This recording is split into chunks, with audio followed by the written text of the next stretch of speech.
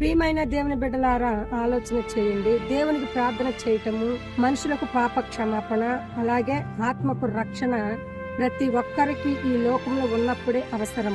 ఈ లోకంలో చనిపోయి నరకంలో పడి అక్కడ ప్రార్థన చేస్తే దేవుడు వినడు. ఒక ధనవంతుడు చనిపోయి నరకంలో పడి బహు వేదన పడుతూ ఆ నరకంలో నుండి దేవునికి ప్రార్థన చేస్తున్నాడు. భూలోకమందు ఇంకా నాకు 5 సహోదరులు ఉన్నారు, ఈ వేదనకరమైన అగ్నిగుండంలోనికి వారు రాకుండా రక్షించమని. కానీ దేవుడు ఆ నరకంలో నుండి ధనవంతుడు చేసిన ప్రార్థన ఏ మాత్రము వినలేదు. అలాగే ఈ లోకంలోనే రక్షింపబడి పరలోకానికి వెళ్ళినాక పరలోకములో దేవునికి ప్రార్థన చేసే అవసరమే ఉండదు.